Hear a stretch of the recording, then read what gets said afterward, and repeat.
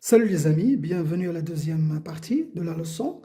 Dans cette partie, on va voir des propriétés qui ont relation avec le cardinal.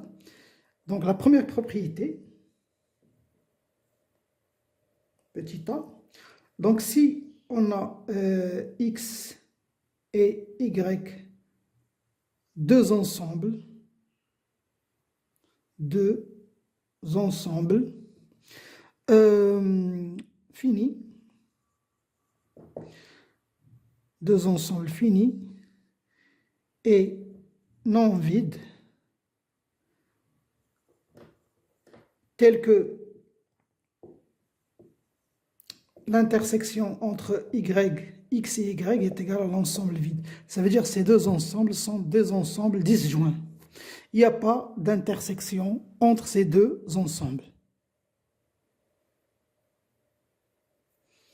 Alors dans ce cas, si les deux ensembles sont disjoints, alors on peut dire que le cardinal de x union y, ça vaut le cardinal de x plus le cardinal de y. Preuve. Alors, si on prend x qui est égal à x1, x2 jusqu'à xn, ça veut dire que le cardinal de x égale à n. Et si on prend y qui est égal à y1, y2, yp, ça veut dire que cette fois le cardinal de y égale à p. Donc si je fais l'union, regardez, union y, ça veut dire je rassemble les éléments de x et les éléments de y dans un seul ensemble. Ça veut dire je vais avoir x1, x2 jusqu'à xn, et je vais leur ajouter y1, y2 jusqu'à yp.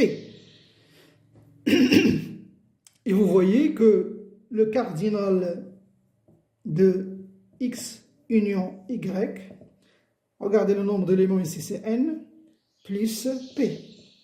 Et ce n'est autre que le cardinal de x plus le cardinal de y. Voilà. Passons à la deuxième propriété. Alors pour la deuxième propriété, cette fois on a deux ensembles finis, mais cette fois il y a une intersection. Ça veut dire que l'intersection n'est pas vide. Ça veut dire qu'on va se retrouver avec cette situation. Si on a ici x, et là on a y,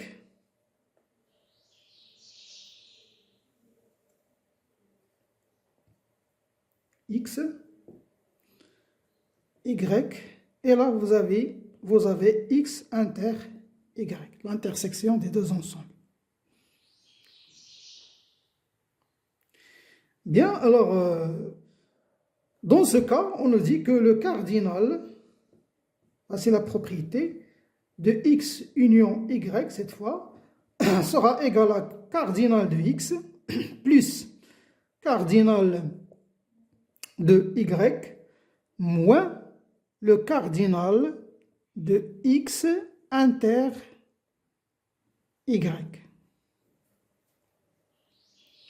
Alors, je vais vous donner un exemple. Après, je vais vous donner la preuve formellement. Alors, si vous avez par exemple l'ensemble x qui va être, par exemple, P, M, N, Q, et l'ensemble y qui est égal à 1, M, 4, N, 7. Alors, on voit bien que le cardinal de x, le cardinal de x, 1, 2, 3, 4, c'est 4. Le cardinal de y, c'est 1, 2, 3, 4, c'est 5. Bien, alors l'intersection maintenant. L'intersection x inter y, quels sont les éléments qui se trouvent à la fois dans x et dans y? Eh bien, vous voyez, c'est m, ici n, ici n. m, n. Et donc, le cardinal de x inter y, c'est 2. Bien, si on fait maintenant l'union, regardez, x union y.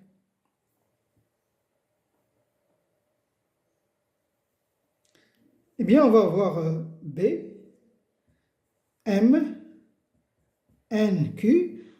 Après, on va leur ajouter 1. Bien sûr, on ne peut pas répéter M. On ne peut pas répéter M parce qu'il existe déjà. On va ajouter 4 et on va ajouter 7. Parce que on ne peut pas écrire un ensemble comme ça. Par exemple, A, B, C. Ça, c'est pas, on ne l'écrit pas comme ça. On dit c'est A, B, C. On ne répète pas un même élément deux fois dans un ensemble. Donc, on ne peut pas répéter M, M ici. Ça, il y a déjà M, donc c'est un seul M il y a un seul M qui peut être entre les accolades. Donc, le cardinal maintenant cardinal de X union Y, regardez, c'est 1, 2, 3, 4, 5, 6, 7. Il y a 7 éléments ici. Eh bien, regardez, c'est pour notre propriété, le cardinal de X, c'est 4. Le cardinal de Y, c'est 5. 4 plus 5, c'est 9. Moins le cardinal de X inter Y, c'est 2. C'est moins 2. Ça veut dire c'est 7. Alors, comment on va démontrer ça? Eh bien, on va s'appuyer sur la première propriété qu'on vient de voir. Ça veut dire la propriété où les ensembles sont disjoints. Regardons X union Y. Cette union, elle est formée de 3 ensembles. Regardez. Voici le premier ensemble.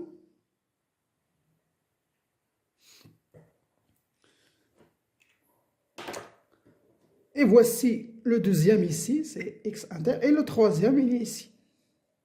Donc ici, on a trois ensembles. Le premier, c'est, ici, c'est X moins Y. Ou bien X inter Y bar, si vous voulez. Et là, vous avez Y moins X. Et tous ces ensembles sont disjoints. Ça veut dire que X moins Y inter X inter Y égale ensemble vide. Sont disjoints. La même chose ici. X inter Y est disjoint avec Y moins X. Alors, s'ils sont disjoints, ça veut dire on peut appliquer la première propriété dont je viens de parler. Ça veut dire que ici, on a X union Y égale cet ensemble-là, X moins Y, union X inter Y, union Y inter X. Et puisque ces deux ensembles sont 2 à 2 disjoints, il n'y a pas d'intersection, alors le cardinal de X union Y va être égal au cardinal de X moins Y plus cardinal de X inter Y plus le cardinal de Y moins X. Ça, j'ai appliqué la propriété, la première propriété. Hein. Ces deux ensembles sont disjoints, ça veut dire qu'on peut juste additionner les cardinaux. Bien, reste maintenant à trouver le cardinal de X moins Y. C'est quoi le cardinal de cet ensemble-là? Le cardinal de X moins Y. Eh bien, c'est le cardinal, regardez, le cardinal de X moins Y, c'est le cardinal de X. Regardez le X, tout ça, de ceci, ça c'est x. Et on a retiré les éléments de x inter y. Ça veut dire c'est le cardinal de x, tous les éléments de x, moins, et on a relevé les éléments de x inter y. Ça, c'est cardinal de x moins y. Et bien, la même chose ici. Le cardinal de y moins x, c'est le cardinal de y moins le cardinal de, donc je vais ici dire moins, hein, parce qu'il s'agit de nombre, cardinal de y moins cardinal de x inter y. Ça veut dire qu'on a pris tous les éléments de y et on a retiré cette partie-là.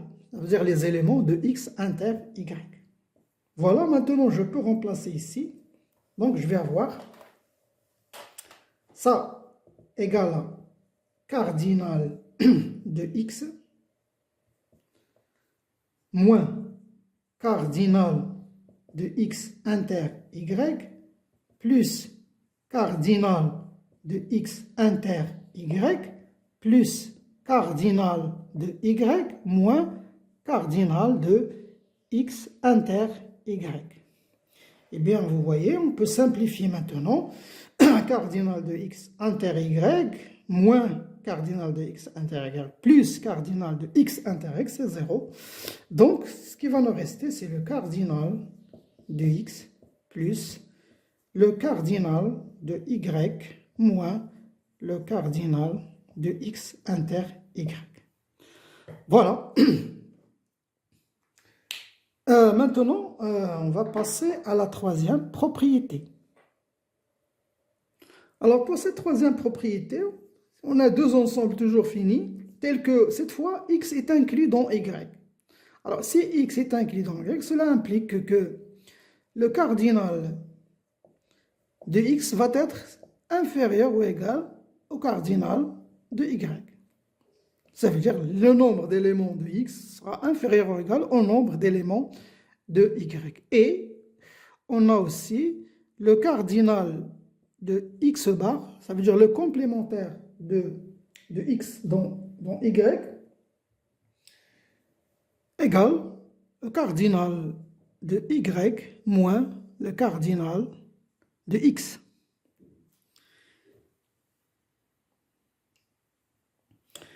Eh bien, comme exemple, on peut dire que si on a y est égal à A, B, C, D, E, F, G, et x égale à, par exemple, A, B, F, bien, vous voyez que ici, le cardinal de y, c'est 1, 2, 3, 4, 5, 6, 7, c'est 7. Le cardinal de x, c'est 3. Eh bien, on voit bien que le 3 il est inférieur à 7, parce que ici, vous avez x est inclus dans y. Donc, je peux le schématiser de cette façon. Alors, on va prendre y, voilà l'ensemble y, et voilà ici l'ensemble x. Il y a A, B, F. Et là, on a C, D, E, G.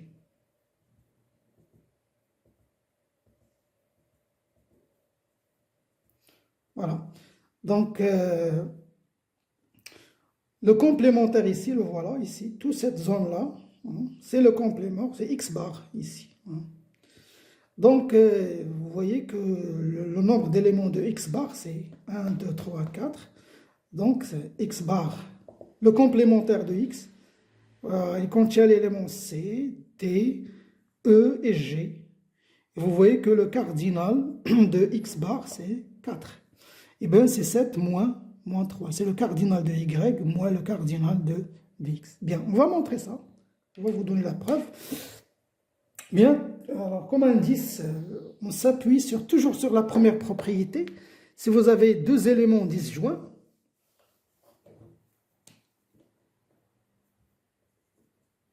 Si vous avez deux éléments disjoints, A et B, ça c'est un rappel. Le cardinal de A union B, c'est cardinal de A plus cardinal de B. Voilà, s'ils sont disjoints, hein, il n'y a pas d'intersection. Hein. L'intersection est un ensemble vide. Eh bien, on va faire ça, on va appliquer cette propriété. Donc, je vais vous schématiser les choses comme ça, vous allez bien comprendre. Voici l'ensemble Y et voici l'ensemble X. Et là, tout ça, ça c'est X bar. Alors la première remarque, c'est que Y, vous voyez que Y, c'est l'union de X et X bar. C'est je vais rassembler les éléments de X avec les éléments de complémentaires, on va donner Y. Et on sait que X inter X bar égale à l'ensemble vide. Ça veut dire X bar et X sont deux ensembles disjoints. Donc, je peux appliquer, dire que le cardinal de Y ici égale le cardinal de X union X bar. Et puisque X et X bar sont disjoints, donc le cardinal de Y va être égal au cardinal de X plus cardinal de X bar. Et voilà ce qui est montré. Donc cette propriété nous montre que le cardinal de X est inférieur au cardinal. Parce que regardez, le cardinal de Y égale le cardinal de X plus un nombre positif. Parce que si vous voulez vous convaincre plus, vous dites que cardinal de X bar est supérieur ou égal à 0. Donc si j'ajoute ici cardinal de X, ici cardinal de X, cardinal de X c'est un nombre positif, donc je vais avoir cardinal de X plus cardinal de X bar. Ici j'ai ajouté cardinal de X. La même chose de l'autre côté, je vais ajouter cardinal de X. Et ça, c'est quoi? Ce n'est autre que le cardinal de Y, parce que cardinal de X plus cardinal de X bar, c'est... Donc, je vais avoir cardinal de Y est supérieur au cardinal de X. Voilà ce qui est montré pour cette première propriété. Pour la deuxième, il est facile, vous pouvez la remarquer ici. Vous dites que cela implique que cardinal de X bar, donc je vais faire passer le cardinal de X de l'autre côté, c'est cardinal de Y moins cardinal de X. Voilà pour cette propriété. Maintenant, passons à un exercice d'application. Alors, voici l'exercice. On nous dit que parmi un échantillon de 100 élèves, on a 53 élèves pratiquent le football et 13 élèves pratiquent à la fois le football et le basketball. Et 20 élèves pratiquent seulement le basketball sans pratiquer le football. Ça veut dire qu'ils ne pratiquent pas le football. La première question, quel est le nombre d'élèves qui pratiquent le basketball? Deuxième question, quel est le nombre d'élèves qui ne pratiquent ni le football, ni le basketball? Bien, essayez de copier l'exercice et faites un effort avant de voir la solution. Bien, alors, la meilleure façon pour ce genre d'exercice, de schématiser les ensembles. Hein, parce qu'on a ici des ensembles, il faut les schématiser. On peut utiliser les diagrammes de Venn. Donc, voilà, je commence la solution. Alors, on va considérer notre échantillon comme un ensemble E.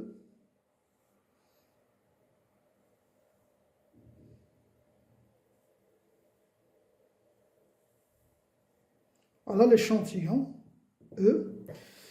Les élèves qui pratiquent le football, je vais les représenter par un ensemble que je vais appeler F.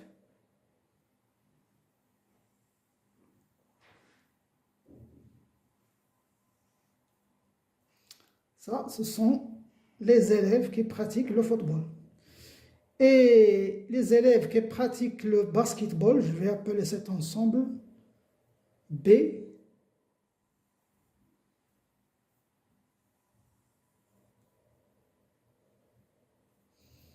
Ça, c'est l'ensemble B.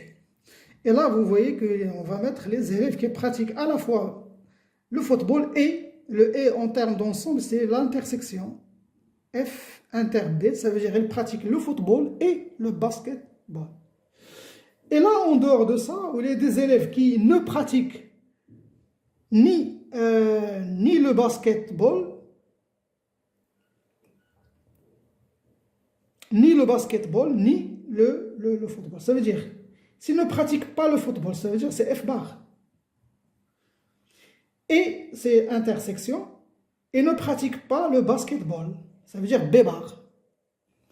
Alors ça, c'est l'ensemble ici. Bien, alors on nous demande dans la première question, quel est le nombre d'élèves qui pratiquent le basketball. Ça veut dire qu'ils cherchent le nombre des éléments de l'ensemble B. Ça veut dire, autrement dit, on cherche le cardinal de B. Voyons d'abord les données qu'on a ici. On a que 53 élèves pratiquent le football. Ça veut dire le nombre d'éléments de F. Ça veut dire on a le cardinal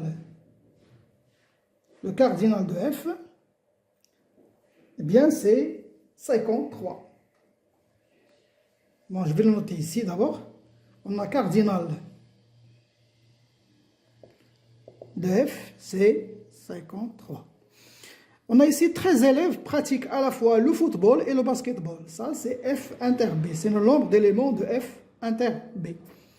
Ça veut dire on a ici que le cardinal de F inter B, c'est 13 élèves.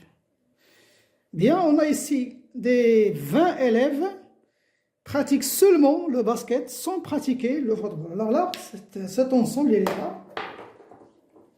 Il s'agit de cet ensemble-là, ici, cette partie. Juste cette partie. Ça veut dire c'est B moins F. C'est B moins F. B moins F. C'est cette partie-là, juste cette partie. Ça veut dire que le cardinal de B moins F qui est égal à 20. Là, vous avez 20 élèves, seulement juste cette partie-là. C'est B moins F parce qu'ils pratiquent le basket, mais ils ne pratiquent pas le football.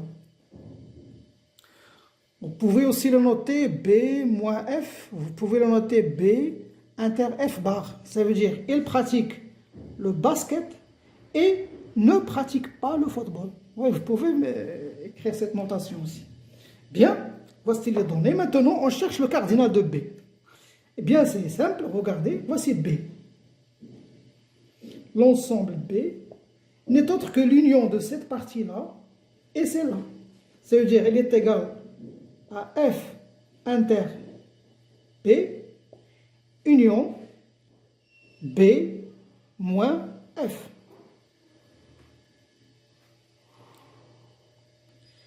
Et on sait que ces deux ensembles, cet ensemble-là et celui-là, regardez, ils sont disjoints.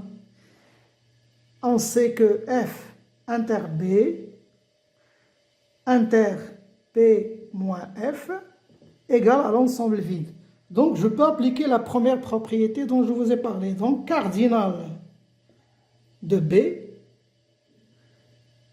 va être égal à cardinal de F inter B plus le cardinal de B moins F. Et on connaît ces deux cardinaux. Donc, le cardinal de F inter B, c'est 13. Plus le cardinal de B moins F, c'est 20. Eh bien, ça vaut 33. Bien. Alors, on a une deuxième donnée maintenant. C'est le cardinal de B, on le connaît. C'est 33. Ça veut dire qu'il y a 33 élèves qui pratiquent le basketball. Maintenant, on cherche le nombre d'élèves qui ne pratiquent ni le football, ni le basketball. Ça veut dire qu'on cherche le nombre d'éléments de F bar inter B bar. Bien, alors, on va utiliser une propriété sur l'ensemble E. On connaît l'ensemble E. Hein. On connaît le cardinal de E, c'est 100 élèves. C'est l'échantillon tout entier. Donc, on sait que l'ensemble E, regardez l'ensemble E. C'est quoi l'ensemble E?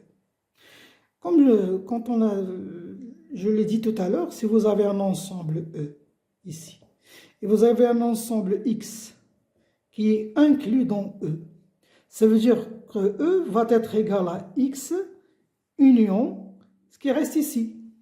Ça veut dire union X bar. Eh bien, on va faire la même chose ici. Voici notre ensemble qui est à l'intérieur, tout ça. Et c'est quoi tout ça? Tout ça, c'est F union B.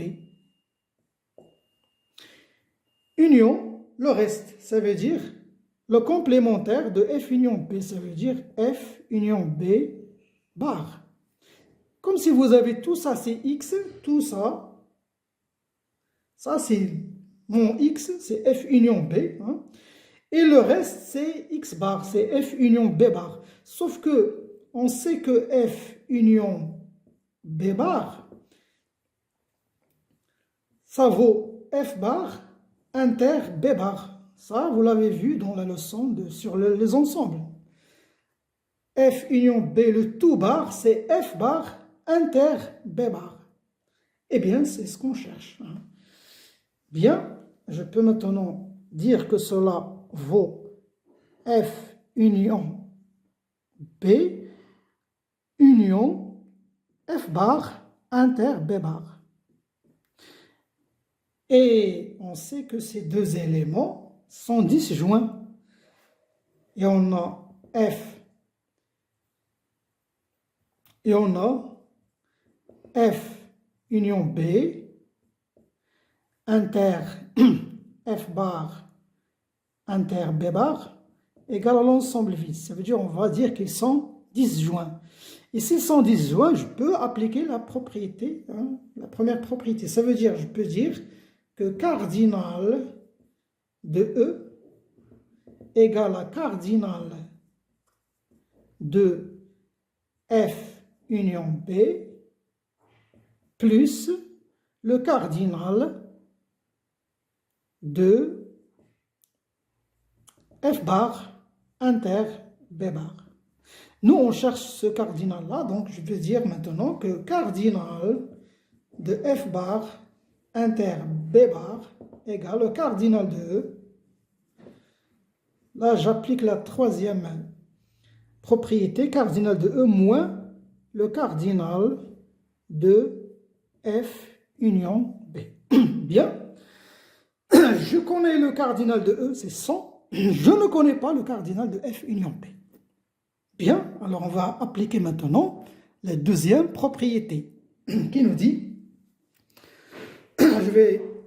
si on a deux ensembles maintenant qui ne sont pas disjoints, alors on sait que le cardinal de F union B, il y a une intersection, donc ça veut dire que cela vaut le cardinal de F plus le cardinal de B moins le cardinal de F inter B. Voilà, ça c'est l'application de la deuxième propriété lorsqu'on a deux ensembles qui ne sont pas disjoints. Eh bien, on a tout. On a le cardinal de F, c'est 53. Alors, 53 plus le cardinal de B, on vient de le calculer, c'est 33. On l'a déjà vu dans la première question. C'est 33. Moins le cardinal de F inter B, le voilà, c'est 13. Moins 13. Eh bien, c'est 86. Moins 13, c'est 73. Voilà le cardinal de F union B. Maintenant, je peux calculer le cardinal de F bar inter B bar. Ça veut dire le nombre des élèves qui ne pratiquent ni le football ni le basketball. Eh bien, c'est 100, c'est le cardinal de E, moins le cardinal de F union B, le voilà. Eh bien, c'est 27. Voilà, 27 élèves qui ne pratiquent ni le football, ni le basketball. Bien, voilà la fin de cette deuxième vidéo. Je vous donne rendez-vous à la troisième. À bientôt.